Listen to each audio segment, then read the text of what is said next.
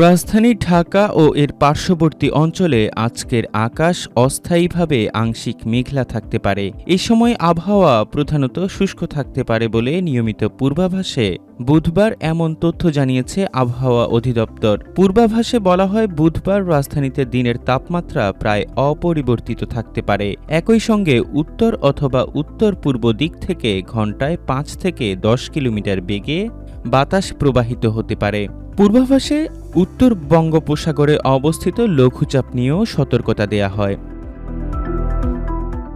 পূর্বাভাসে বলা হয়, বুধবার সকাল 6টায় রাজধানীর তাপমাত্রা ছিল 27.1 ডিগ্রি সেলসিয়াস। এ সময় বাতাসে আর্দ্রতার পরিমাণ ছিল 83%। গতকাল রাজধানীর সর্বোচ্চ তাপমাত্রা ছিল 35.7 ডিগ্রি সেলসিয়াস। আজ সর্বনিম্ন তাপমাত্রা নামতে পারে 26.5 ডিগ্রি সেলসিয়াস পর্যন্ত। গত 24 ঘন্টায় রাজধানীতে কোনো বৃষ্টিপাত হয়নি।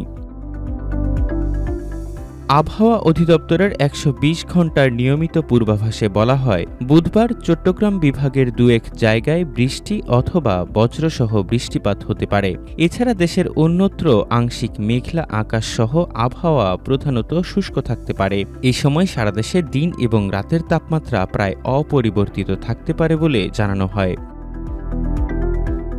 আগামীকাল বৃহস্পতিবার খুলনা, বরিশাল, চট্টগ্রাম ও সিলেট বিভাগের দু-এক জায়গায় বৃষ্টি অথবা বজ্রসহ বৃষ্টিপাত হতে পারে। এছাড়া দেশের অন্যত্র আংশিক মেঘলা আকাশসহ আবহাওয়া প্রধানত শুষ্ক থাকতে পারে। এ সময় সারা দেশে দিনের তাপমাত্রা 1 থেকে 2 ডিগ্রি সেলসিয়াস কমতে পারে এবং রাতের তাপমাত্রা সামান্য কমতে পারে। গত 24 ঘন্টায় দেশের সর্বোচ্চ তাপমাত্রা ছিল কুমিল্লা ও নারায়ণগঞ্জে 36 ডিগ্রি সেলসিয়াস। এ সময় দেশের সর্বনিম্ন তাপমাত্রা ছিল রংপুরের রাজারহাটে 20.5 ডিগ্রি সেলসিয়াস। গত 24 ঘন্টায় একমাত্র বৃষ্টিপাত রেকর্ড করা হয়েছে বরিশালের খেপুপাড়ায় 2 মিলিমিটার। আবহাওয়া অধিদপ্তর থেকে জানানো হয়, দক্ষিণ পশ্চিম বঙ্গোপসাগর ও তৎসংলগ্ন এলাকায় সৃষ্ট লঘুচাপটি একই এলাকায় সুস্পষ্ট লঘুচাপে পরিণত হয়েছে। এটি আরও পশ্চিম অথবা উত্তর পশ্চিম দিকে অগ্রসর হয়ে ঘনীভূত হতে পারে। সোমবার এক বিজ্ঞপ্তিতে এই অবস্থায় উত্তর বঙ্গোপসাগরে অবস্থানরত মাছ ধরার নৌকা ও ট্রলারসমূহকে পরবর্তী নির্দেশ না দেয়া পর্যন্ত গভীর সাগরে চলাচল করতে নিষেধ করা হয়েছে।